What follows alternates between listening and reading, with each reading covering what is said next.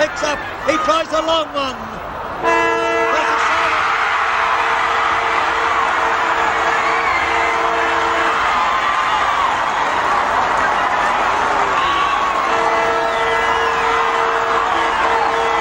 We're down to 15 seconds now as play restarts. Geelong must get it immediately. One down by Flanagan, taken by Buse, upended by Dippy and Domenico. They lock it up again. It looks like it's all over. The dream of back-to-back pennants is all but there as far as the Hawks are concerned. There's the siren. Hawthorn have won it by 6 points. A heart-stopper. Ladies and gentlemen, you've just seen a classic.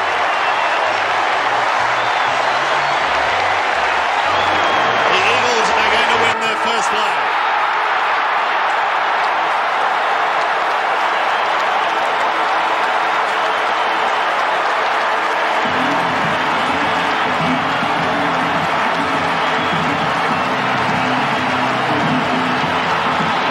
Footscray was the side. They won that afternoon against Richmond. And now a long road to the MCG and his second premiership. The Eagles are premiers for the second time in 3 seasons. No debate. They have won in the most convincing style. 2023 to 8:15. They're celebrating in Western Australia. They're celebrating at the MCG. And the celebration's about to start for Carlton.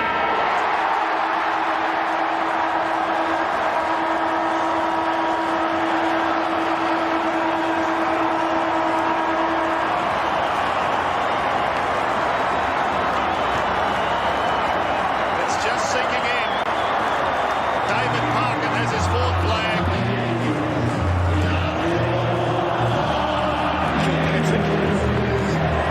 Good long kick down towards full forward. Oh, courageous Mark Colbert with the flight of the footy. And umpire Verdon isn't going to pay it. Well, that's worse than any other mark that hasn't been paid tonight. Well, gee, Bond got paid a doubtful one in the second quarter, and this is a screamer, Gerard, isn't it? It's a great mark. There is a saying, catches win matches in cricket. Gee. And that mark was one of the best marks we've seen for the season. It was so courageous. And one can only think that the umpire was, well, he must have been blinded. Johnny Barnes from the middle. A long bomb, but it's too late. There's the siren.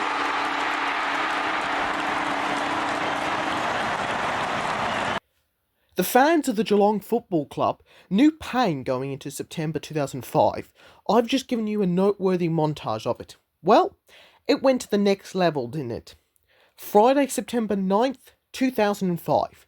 Sydney Cricket Ground. Semi-final, Swans v Cats. Geelong lead by 17 points at the start of the 4th quarter, when David Johnson kicked Geelong's 7th major 2.5 minutes into the last quarter. It pushed the Swans to the point of no return. They must kick 4 goals in the last quarter to win the match. They've only kicked 3 goals all day. Enter Nick Davis. It's a slow-motion car crash. The stars are aligning. The lead is shrinking. The concerns are growing. And inside 50 seems an impracticality for Geelong. But time is running out. And the question is... Where's Nick Davis? Moments away from history. Sirens could go any second. Swans need a goal. Nick Davis! Nick Davis! I don't believe it! I see it, but I don't believe it! Class with a capital C! 4 goals from Nick Davis! He has single-handedly sent them into the preliminary final. Unbelievable football. Unbelievable. Off balance, the ball spills loose, able to get his boots a ball. Super goal. Unbelievable stuff. Nick Davis has kicked 4 final quarter goals. Is there time for the Cats? Is there one more roll of the dice for Geelong? They've led it all night, the Cats. What can they muster here? There must be just seconds left. That's it. It's all over. The Swans into a preliminary final. What a game. What a game of Australian rules football. The Sydney Swans, something from nothing. They were no chance in this game. And the hero is that man, There is an argument to be had, this is the most crushing finals defeat. Without the heroics of Davis and that of Leo Barry on grand final day, the 72-year Swans Premiership drought would not have ended in 2005. That September for Sydney was in stark contrast to Geelong, who had now failed to win a flag since 1963. But it wasn't quite as demoralising as I might have made it out to be. Things are looking up. And in 2006, they finally won a premiership, their first since the 60s. Siren! After 43 years, Geelong have won a premiership. I see it, but I don't believe it. And I tell you who you can't see is Cam Mooney, who's underneath that pack of players. Wow, what a gutsy performance. It's not the real thing, but it is a premiership. And it was a real plucky, come-from-behind performance. Hey, I didn't say it was a prestigious premiership, but the pre-season grand final win over Adelaide in 2006 must have set forth a strong bounce back in 2006. Oh dear. The Geelong coach since 2000 is Mark Bomber Thompson, and he was under immense pressure after the disaster that was 2006. He had survived to his job just, and is the man on the hottest seat for 2007. An internal review looks certain to boot Bomber, but he survived, but knew that 2007 had to see change. That change would be the play style. The 2007 Cats would try to mix the style of play of the two best teams at the time.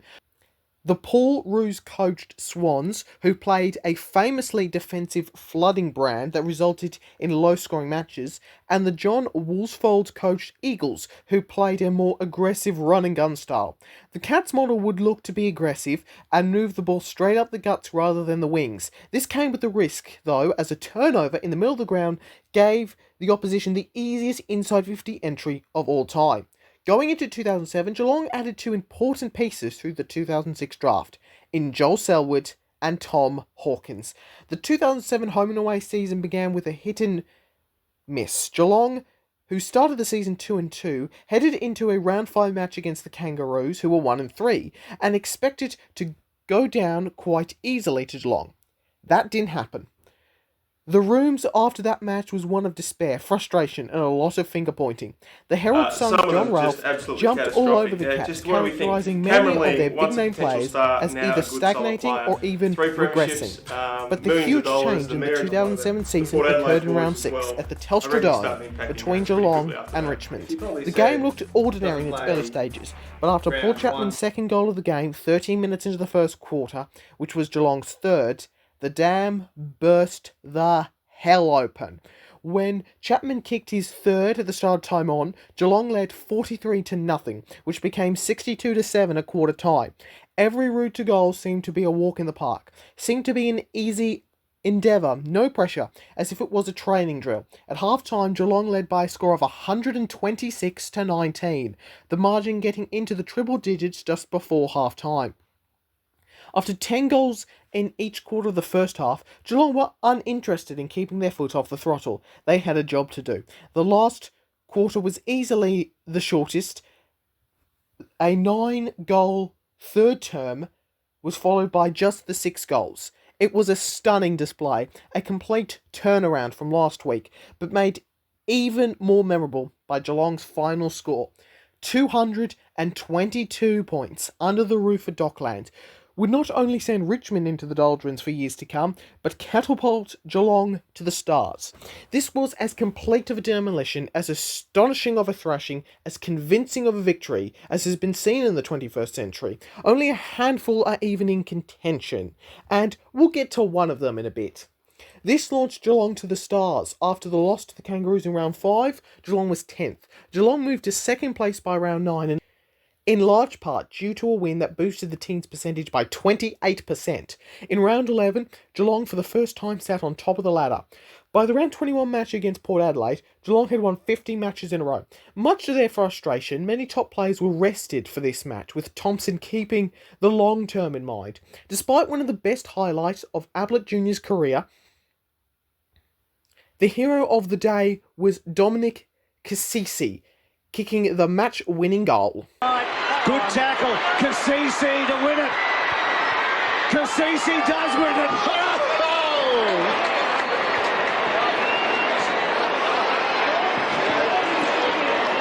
But there's 3 seconds now left on the clock. For Geelong, a loss at home wasn't really a fork in the road. Geelong took care of business against Brisbane at the Gabba, and on a beautiful Sunday afternoon at the MCG, Geelong would face the team that nearly derailed their whole season, the Kangaroos, in a qualifying final. The final match of the first weekend of the 2007 finals was played on a Sunday afternoon between the Cats and the Kangaroos, and the team which gave the now minor premiers massive headaches back in April were blown away in a final from the second quarter on. The quarters in that match were won by Geelong by a margin of 5, 40, 30 and 31. Geelong's next match was a thriller, the 2007 preliminary final, a forgotten finals classic, the true 2007 grand final. The margin in this match never exceeded 3 goals. Geelong led for most of it, but Collingwood were able to edge back in front on occasion. But this match would be the announcement of one of the best footy players in the 21st century, one Gary Ablett Jr. Ablett Sr. was the biggest Geelong name since and excluding those in the 1963 Premiership. A freakish footballer, pressure was on the young Gary to raise it to at least somewhere near the Hall of Fame level that his father reached. But it was that goal in the 2007 prelim that was the first sign of what Gary Jr. will be like in the years to come.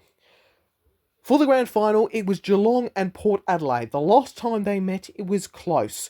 On this occasion, it was not. Geelong outscored Port Adelaide 5-7-37 to 2-2-14 in the opening quarter, with only Geelong's inaccuracy keeping the match as close as it was.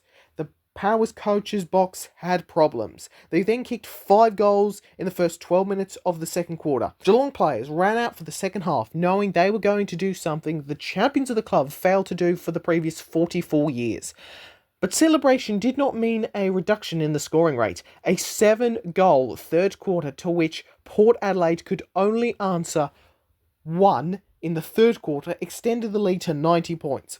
Another 7 goals to 1 in the final quarter saw the lead balloon to a game-high 128 points. For this to happen in the final match of the season between nominally the two best sides in the competition that year, for the team trailing to be the one who have beaten the team that led at the latter's home ground the previous month is unthinkable. The 2007 grand final is not must-watch viewing as an iconic game of footy, but it is if you want to thoroughly destroy a team. For a complete performance, it is right up there, and you won't get many others that could do that job in a grand final. There was some consolation for Port, highlighted by a Sean Burgoyne goal, which at the time of recording is Port Adelaide's most recent goal in an AFL grand final. At game's end, the margin was 119 points, with 119 surpassing 222 as the 2007 Cats' most iconic number. As the siren went, Geelong fan and commentator for the Nick Davis moment, Anthony Hudson, voiced the thoughts of thousands of Geelong supporters. And there it is! It's the Cats! They've come so close so many times in the last 44 years, but the torture is finally over. Geelong are the premiers for 2007. It's fair dinkum unbelievable, Bobby! Geelong's defence, the best in the competition, kept the power to their lowest score of the season. The margin was the greatest in a V/AFL grand final, breaking the previous record of 96 points set by Hawthorn against Melbourne in 1988. It was also, at the time, Port Adelaide's heaviest defeat in an AFL match, a record that was surpassed twice in 2 consecutive weeks in 2011. Geelong's 417 disposals were a new grand final record, while Port Adelaide became the only final side in history to have more handballs than kicks. Bob Davis, the last man to coach the Cats to a flag way back in 1963, handed over the Holy Grail to Thompson, who had ended 44 years of heartbreak. In 2008, Geelong looked only to grow from the success of 2007. And that was going to be hard to achieve, given the drought-breaking flag and Jimmy Bartell being hailed the best player in the league with a Brownlow medal win, but they set out nevertheless. In one of the greatest individual home and away seasons in recent memory, the Cats lost on just the one occasion, which was to Collingwood in round 8. Not only was Thompson's play style working, it was annihilating teams, or forcing high-scoring shootouts which Geelong were getting the better in. In the 22 home and away games for 2008, Geelong scored 100 or more 18 times. One of the times they didn't against Richmond in round 8, they kicked 14, 15, 99. There are many games which encapsulate this era of Geelong football to choose from. I'm favourable to a high-scoring classic against North Melbourne under the Docklands lid, in what is easily the best Geelong clash jumper of all time. Ablett Jr. had 39 disposals in one of his best games of his whole career, while Cam Mooney kicked a lazy 7 and the Geelong went 127 to 114. Imagine walking off. Your team has kicked 114 in an AFL game in the 21st century and getting beat. Very fittingly North Melbourne. That was in round 11. How about around 13? A 135-point demolition job of the Eagles out west. Or perhaps round 19, a 116-point thumping against Melbourne at the MCG. Somehow not the worst thrashing. The Demons will be on the receiving end from Geelong in this video. There were also the performance back in round 2, where the Cats beat Essendon by 99. The list goes on. The 2008 Geelong side was the best in the AFL in 2008, at the end of the home and away season, finishing with the mark set by the 2000 Bombers, a record of 21 wins and 1 loss. After blitzing through the qualifying final against St Kilda by 48, and then against the Bulldogs by 29, Geelong went into grand final day heavy favourites. Their opponents, the Hawthorn Hawks, were outsiders at $3.05. The two teams had met once during the season in a Friday night game in round 17. Geelong was missing defending and eventual Lee Matthews Trophy winner Gary Ablett Jr., but ended up defeating Hawthorn 12-16-88 to 11-11-77. That close result, at least close by 2008 Cats standards, and memories of the 1989 Grand Final Classic being the last two times these sides had met in the season finale, meant expectations were high for this one. The 2008 Grand Final, played in front of 100,012 people, the first Grand Final to get an attendance of 100,000 plus since 1986, did not go to expectation. You know this one, but I'll go through it quickly. Geelong led at quarter time by 1 point. The second quarter was a catastrophe. Geelong just couldn't kick a goal. It seemed impossible for them to kick a goal. A team usually so prolific with scoring just couldn't kick a goal. Cam Mooney, after the siren, surely you couldn't miss. First half though, must run in a straight line and kick the goal, and he misses. How's that? That's harder to miss than to kick. 1 goal, 9 behinds in the second term. Geelong outplayed Hawthorn in that quarter. The Cats scored 10 times, Hawthorn 4. But the Hawks kicked 3 goals, 1, and the Mooney miss meant the underdogs led by 4 points at the main break. A Gary Ablett goal broke a run of 11 straight behinds for Geelong to give the Cats the lead. A lead that didn't last long as Lance Franklin responded with a set shot goal 40 seconds later. Through the first half, Geelong had dominated in the midfield and failed to capitalise, but as Hawthorn began to gain the ascendancy around the ball, Geelong's chances were fading. The star of the third quarter was Stuart Dew, a member of Port Adelaide's 2004 Premiership team, either scored or assisted 3 goals in the space of 2 minutes and 47 seconds. Still with Duddy, well done Scarlett. Still with Franklin though. Now Dew could kick this, and he has. He's had the best 5 minutes of his footy life, and that includes the 04 Grand Final.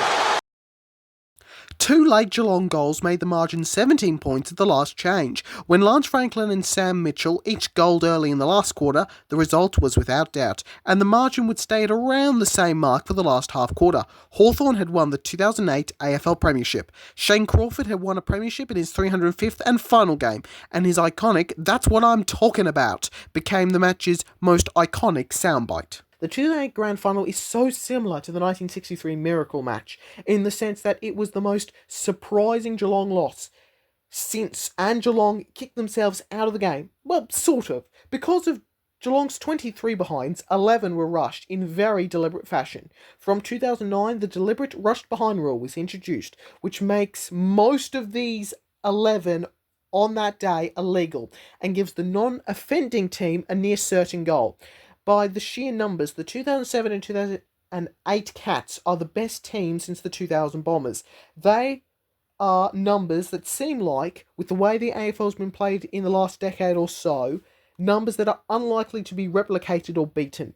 Never say never, because that implies that by the year 3000, the 2000 Bombers are still the best team ever. That is, assuming humans survive the 2024 US presidential election, let alone a further millennium.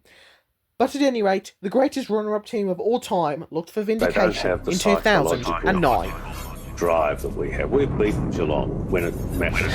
The AFL scheduled the very first Friday night match of the 2009 home and away season to be a grand final rematch between Hawthorn and Geelong. The match was dominated by the words from Kennett, with Geelong looking to get the new season off on the right track.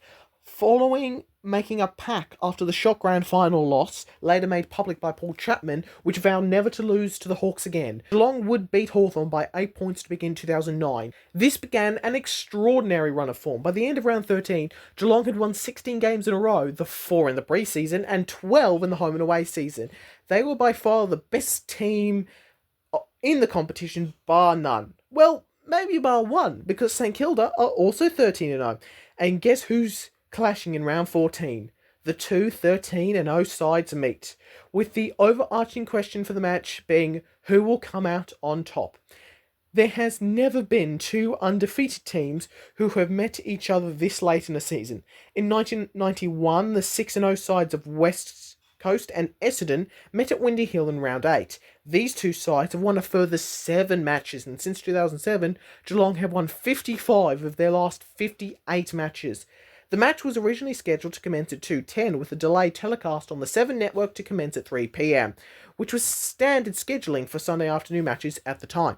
There was public demand for a live telecast of the match, but 7's preference was to broadcast its Sunday match as a lead-in to its 6 o'clock news. The AFL reached a compromise by moving the match's start time to 3:10 p.m. to allow the match to be broadcast live and as a lead-in to the news. St Kilda dominated the start of the game, kicking the first 2 goals in the first 2 minutes, and would go on to lead by 31 points, 20 minutes into the first quarter. Geelong kicked their first 2 goals late in the first quarter, and the Saints led by 19 at quarter time. While St Kilda's lead grew to 29 at one stage in the second quarter, the second would end with each team kicking 3 goals each, and the Saints led at half-time by 17. Geelong began the third quarter with 6 inside 50s in 7 minutes, but only registered 2 behinds, and St Kilda extended their lead to 21. Geelong began to work themselves back into the game with goals by Andrew Mackie, Cam Mooney and Joel Selwood. This brought the margin to 4 points. St Kilda had the better of the last 10 minutes, but only scored the 1 goal through Nick Rewalt, and the match was now 10 points at three-quarter time. Justin Koschitzky and Michael Garner kicked goals at the start of the last to extend the lead to 23, but Geelong fought back in the span of 6 minutes. Max Rook, Chapman and Mooney each goaled to get the lead back to 5.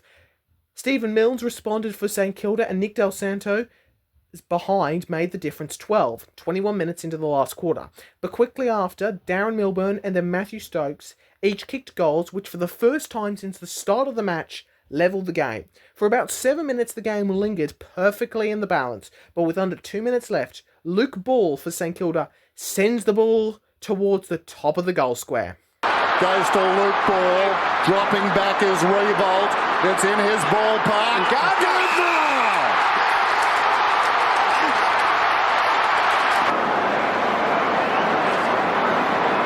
If he kicks it, you doubt St Kilda can lose. He's kicked it.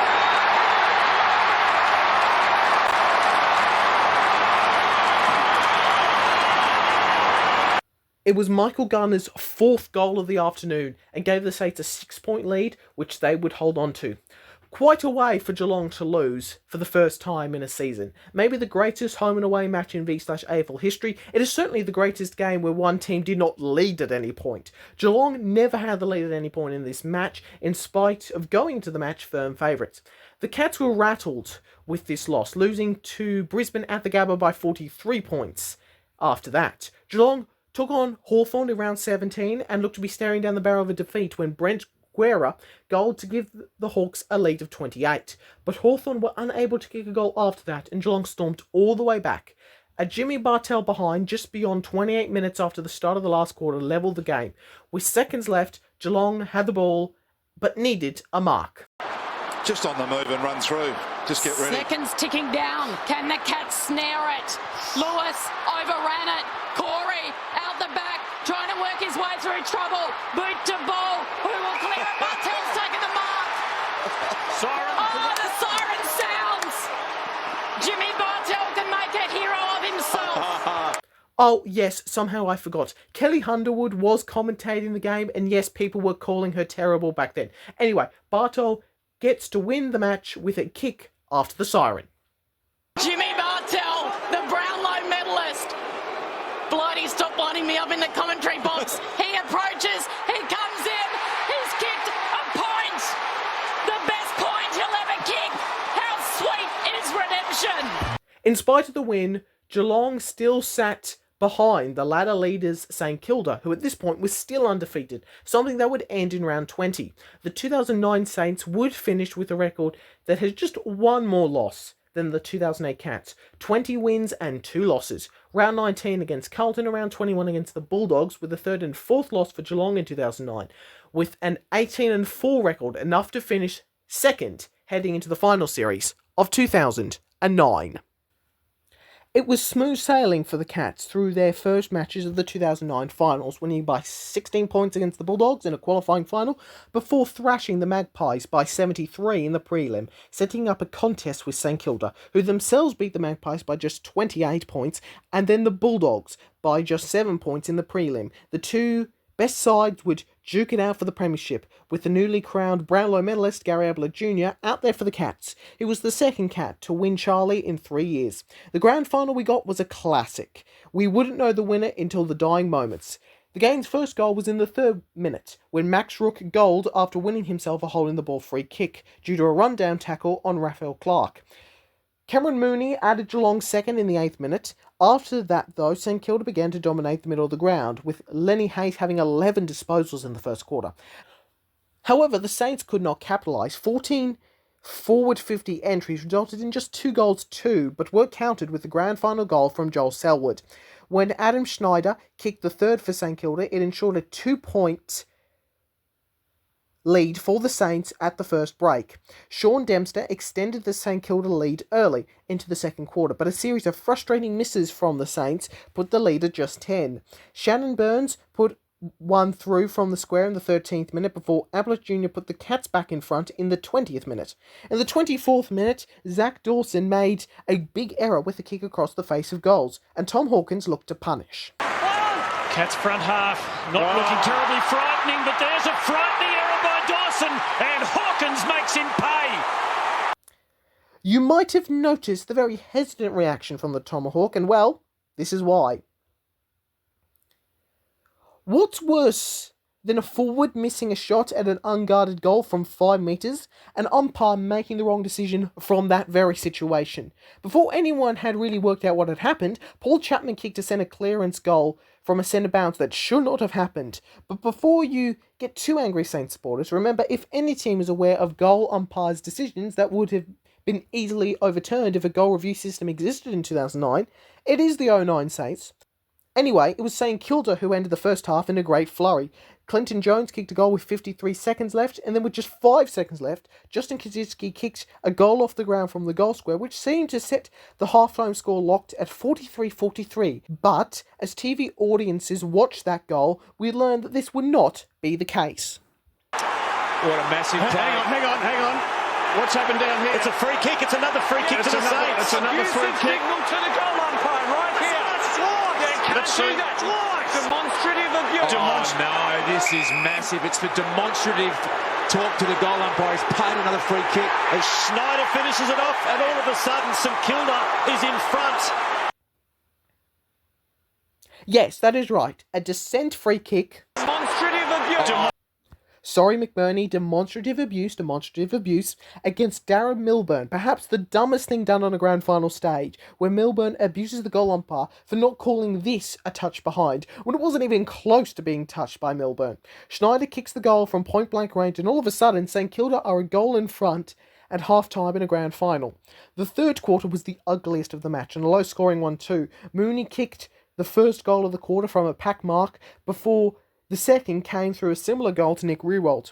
A Chapman goal levelled the match at 58-58, a score that would stand until Lee Montagna put the Saints in front with 90 seconds left. St Kilda added one more point after that to go into three-quarter time with a 7-point lead.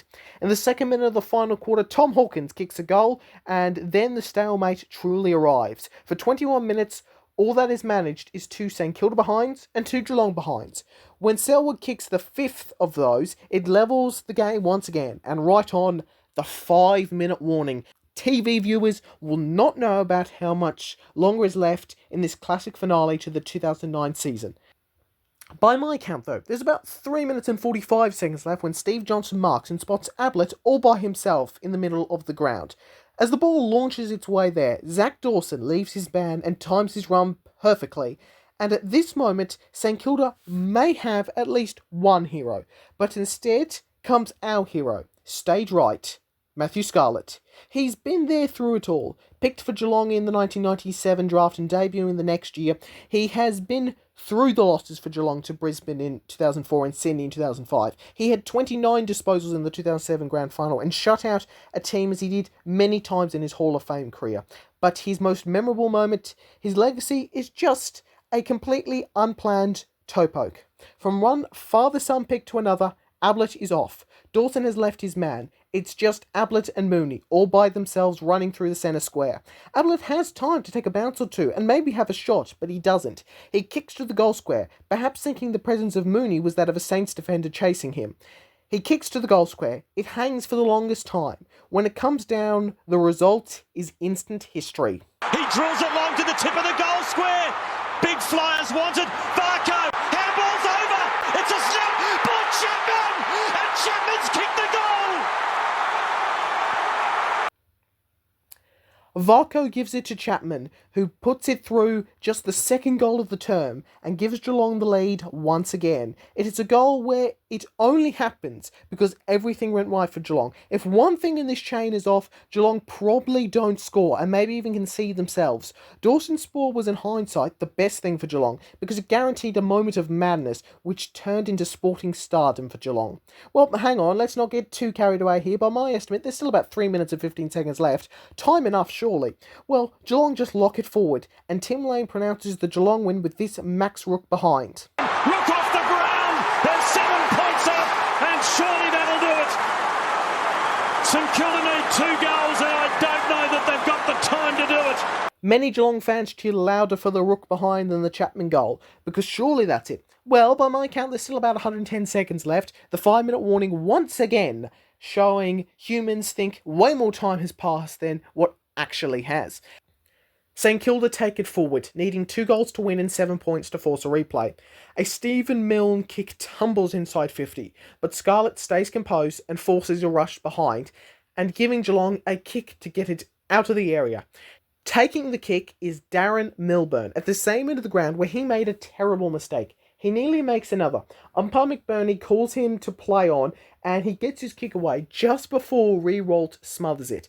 If this kick gets smothered, well, the Lord alone knows what happens next, and how the ball bounces. But that did not happen, and this does. Long ball, Taylor! Magnificent mark! That is a ripping mark. It's the Leo Barry, Bob Murray moment. They say in American sports that the offense wins games and the defense wins championships, and that saying is fitting to this game, as 2 Geelong stalwart fullbacks in Scarlett and Taylor are crucial in big moments. Geelong work the ball down the northern wing of the MCG before a Mooney kick finds Max Rook. Geelong fans surely thought the flag was all theirs now, and the timekeepers announced that it was. By Mooney. It's over! The Cats! Vindication has arrived. They have won their second in 3 years. But what a fight it was. What a wonderful, grueling, magnificent fight it was. 2 out of 3 ain't bad. Geelong had won one of the all-time legendary grand finals, one of the great all-time footy games, and in such dramatic style. Many will look back to the incorrectly given Hawkins goal and the Chapman one after it as the thing that robbed the Saints, the 2 goals that gave the match the 12-point margin of defeat, but in reality it was the Saints themselves to blame, as they did not kick a goal for the entire last quarter, only managing the 3 minor scores. It was an all-round team performance, proved by the craziest Norm Smith voting result in the history of the medal. Chapman wins it with 9 votes, all coming from 3 vote nominations. He is not even in the best 3 for 2 of the 5 panellists. Harry Taylor's 3 votes come exclusively from the best on-ground nod from Gerard Whateley, and poor Jason Graham, the only man who gets votes from all 5 panellists, leaves the game empty-handed. This proves 2 things. 1, how anti-consistency the 3-2-1 voting system truly is, and how unnecessary a countback is as well. Something that has been argued before, that it should be abolished for the Norm Smith, as it has been done for the Brownlow. At any rate, Geelong were crowned premiers for the second time in 3 years. The 2010 season was the outlier when it comes to Geelong in this period. The Cats finished the home and away season in second place with a record of 17 wins and 5 losses. In 15 of the 22 matches Geelong played, Geelong scored 100 or more points. A 125-point performance over Essendon opened the season, before being followed by another narrow win over Hawthorn. The Cats lost a high-scoring thriller, 125-118 out west in round 3, before dismantling Port Adelaide. By no means the only team to do that in this period. In round 4, Geelong also took care of Richmond by 108 in round 6, 77 over Sydney in round 7, and 71 over Brisbane in round 8. St Kilda would beat Geelong again in round 13, and Geelong would keep the Kennett curse alive in an oft-forgotten thrilling win over Hawthorn in round 14. The Cats were purring in the last month of the season. A 101-point round 20 win over the Bulldogs was the first of 3 straight wins for Geelong heading into September before taking on St Kilda. Geelong trailed by 33 early in the third, but they came all the way back. Paul Chapman got it within 6, and 2 Geelong behinds after that meant a goal would win it, and Geelong went forward, and Cameron Ling looked like he had kicked the go-ahead goal, but he didn't. Hacks it forward, the bouncing ball important. Dawson, Mooney, Gwilt, and now Ling. Holding the man. Hello, controversy. I think they've kicked the winning goal. Free kick. There's a free kick. It's in the back. Yeah, you gotta say it was there. Stakes are so high. You just lost us the game. You just lost us the game. You just lost us the game. No, man, I reckon what cost Geelong the game was not the best umpire in the sports history in Matthew Stevic, as he was merely enforcing a commonly known rule. The Saints had done it again. What a result. The favourites have been beaten. Following a dismantling of Fremantle, Collingwood and Geelong met in the prelim for the second time in 4 seasons. That game was, well, it was over pretty quickly, and this moment pretty much sums it all up. And then Lee Brown bursting forward, and then with a ball burst to fall forward, it bounced the wrong way! He's a magician! This Lee Brown goal takes one of the most insane bounces of a Sharon ever captured on camera.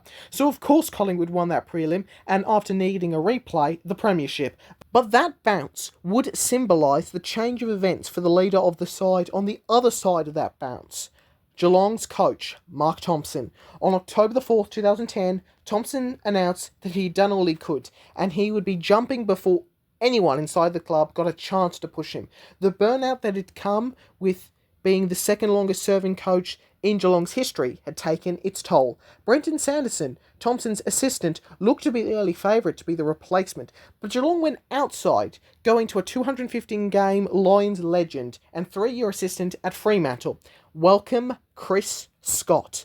This team was more or less the same on-field for 2011 as 2010, so Scott was inheriting a team who made 3 straight grand finals, winning 2 of them, but in a way the pressure on Scott was there to at least keep Geelong to the pointy end of the comp, and speaking from 2024, he's done that alright. Bumper second half, kicks it inside the forward 50. One pick with those fresh legs, Dempster wide. Against St Kilda. Dangerous kick comes off Blake. St Kilda got out and Blake measures the kick again, dangerous and turns it over. 35 to 14 before Geelong worked their way back into the match with 3 third-term goals before a Bartel goal put Geelong in front. 2 St Kilda goals after that led to the Saints leading by 5 before, with a minute left, Darren Milburn winning it. Bouncing ball, Mooney, still Mooney, Milburn, can you believe it?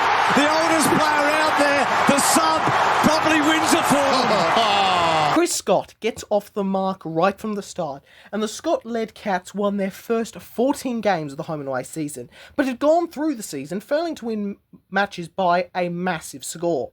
The introduction of the Gold Coast Suns gave most teams, Port, the opportunity to run rings around a team of rookies. Oh, and the best player in the comp, Gary Ablett, choosing to leave the Cats for the new side for 2011. The Suns' first game was a 119-point belting by Carlton, their second a 71-point loss to the Dogs, and their third a 90-point defeat at the hands of, well, Melbourne. I'm sure they won't appear in this conversation later. Moving on, the very next quarter after that win over Port, the Suns were on the receiving end of the biggest first quarter score ever by Essendon. The Magpies had twice defeated North by massive scores, and Melbourne did a similar thing over Adelaide the week after the Essendon thrashing. West Coast demolished the Bulldogs by 123 out west, whereas Melbourne themselves were picked apart by Collingwood. Carlton were ruthless in a 103-point win over arch-rivals Richmond, as were the Saints, who in round 18 gave the 2011 Crows their worst moment with a 103-point loss. But though they had big wins, Geelong hadn't needed to get involved until round 19 on the 30th of July 2011. And it wasn't just the seniors. The Cats reserves had defeated the reserves affiliate side for Melbourne, the Casey Scorpions, 192-64. A Casey side that had Max Gawn and Brendan Favola. And the seniors were about to do an even greater thing. Jimmy Bartell scored 75 seconds in, and then it was all Geelong, an 8-goal first term, whereas the Demons failed to register a single goal. Demon supporters, who could have seen where this game was heading already, would have hoped to see, like many of the demolition jobs by teams in 2011 thus far, where the team in front will eventually take their foot off the accelerator. Well, let's see how that went in the second. Geelong kicked 12. Yes, 12 majors, nearly beating the 1996 Crows record for the highest scoring second quarter. Playing against a Fitzroy team were the Crows 3 months away from leaving the league forevermore, not against a team who were still at least within a shout of finals. It was getting so bad, even the scoreboard operator was having some fun with this, because that doesn't read Melbourne, it reads Casey, Melbourne's reserves, who had already lost by 128 today. Cam Mooney rolled back the clock with a 5-goal first half performance, with only one Melbourne goal. It was their only sniff of resistance. The margin at half time was 114, and was only going to get worse, or better depending on how you want to look at it. The moment of the game occurs with just under 4 minutes left in the third. The Demons had kicked 4, the same as Geelong to this point in the term, and Jimmy Bartell ordinarily would let this ball go out for a throw-in, and right up against the boundary line in the opponent's forward pocket. He would. But this wasn't an ordinary opponent, and this was no ordinary match. And what happened next was a thing of beauty. Bartell, well, to get that in, that is amazing. To take the game on in those circumstances. Why would you do it? That's a team under no pressure. No pressure at all. Just wanting to do what they want. Wachinski, he just runs away from them with speed. He might be 30 years of age. Hasn't lost any of it. Kelly to Ling. Varco's on the move. Set up beautifully. Might go all the way himself. Runs inside 50. Unselfishly. Johnson. Another training drill. The Corio exorcism is one of footy's greatest pieces of play. Despite the ball never being dead, no Geelong player was touched with possession of it. And the players for Melbourne involved, with the lone exception of Jeremy Howe, were awful at AFL level. And outside of Wajinski, the Cats players involved barely exerted much effort to go the length of Cardinia Park, the longest ground in the AFL. The game ended how it started, with a flurry of Geelong goals. The historians went to the record books and put this game right by the top. As the light became poorer and poorer, time would just beat Geelong from finding a 38 goal, which would have levelled the all-time highest score record and beaten the all-time most goals record set by Geelong's biggest enemy, also Geelong, in a 1992 win over the Bears. At any rate, it's Geelong's biggest margin of victory ever and the biggest score in margin since The modern timing system was introduced in 1994. Steve Johnson scored 7 goals and had 10 goal assists and 2 Brownlow votes. Joel Selwood picked up the 3 Brownlow votes with a 43 disposal and 1 goal mammoth performance. The other Brownlow vote going to Corey Enright, who had 36 disposals. 9 Geelong players had more disposals than the leader in that stat for Melbourne, Geordie McKenzie, who had 25 disposals, the only D above 20, with Nathan Jones next best on 19. It was a team performance, with every Geelong player bar 7 racking up 20 touches, and of those who didn't, all scored a goal except defender Harry Taylor, who was subbed out. And Tom Lonergan, the only man who barely contributed. All but 7 Cats failed to score. All but 1 of them had a goal. All but 5 of them had multiple.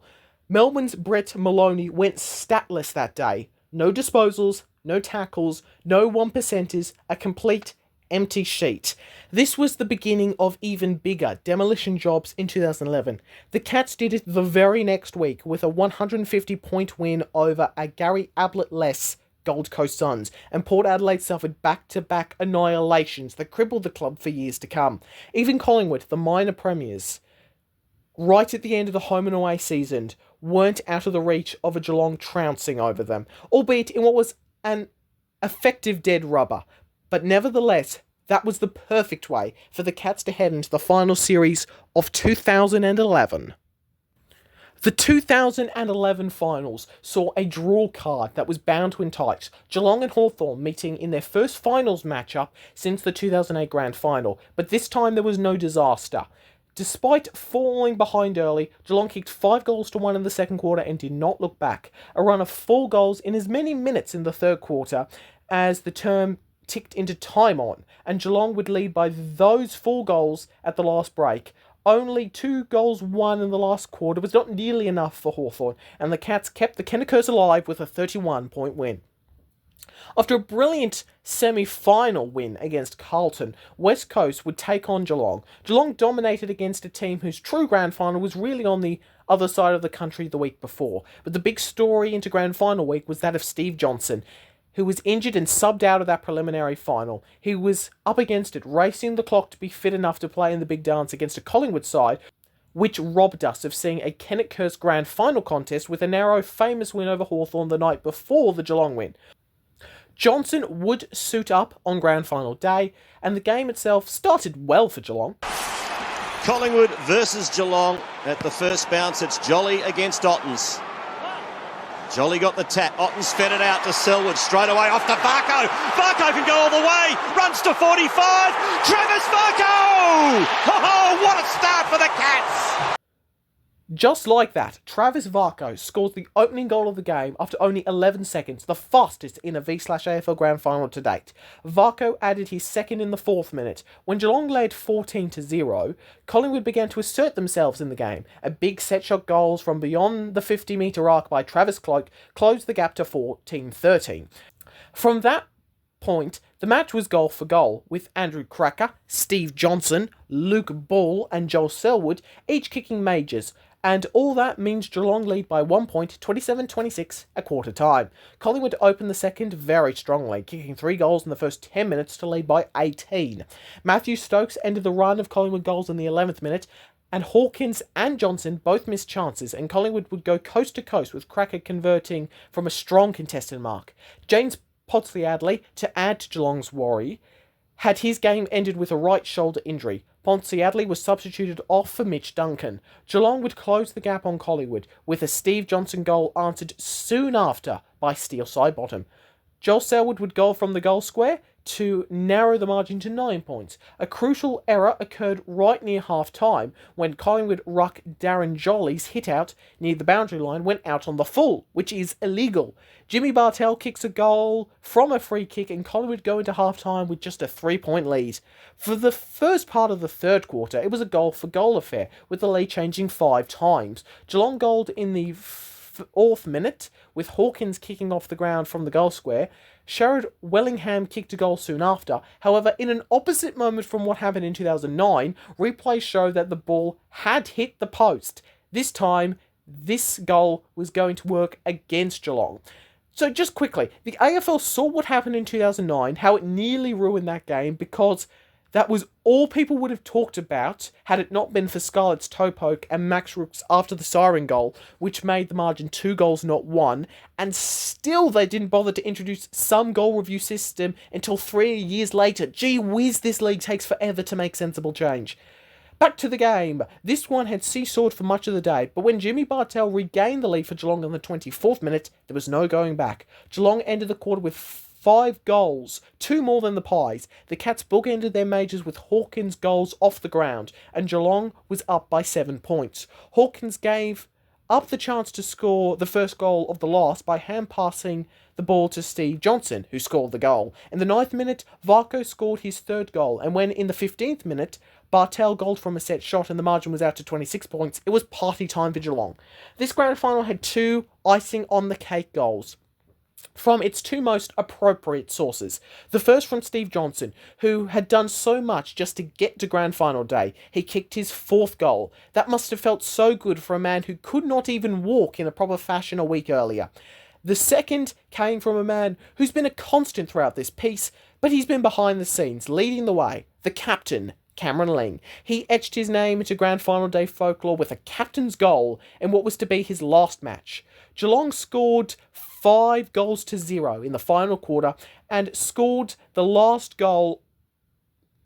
Geelong scored 5 goals to 0 in the final quarter and scored the last 6 goals of the match. From a Collingwood high 18-point lead 10 minutes into the second, Geelong had run away with it to the tune of 38 points, a 56-point turnaround. Drives it as long as he possibly can. There it is! Beyond a shadow of a doubt, the Cats proved themselves as one of the greatest teams of the modern era. Premierships 07, 09 and now 2011. 3 and 5 years. A triple treat for a sensational football side. Bartel won the Norm Smith, being regarded as the best on ground by all except one panellist. Chris Scott became just the 13th man to coach a team to a premiership in his first season. The second for Scott, however, would have to take a full decade after so many close misses, and our story, for now at least, concludes in the next episode, how the Cats, after years of claims of being too old and too slow, were way too good for the AFL's best for a full 4 months.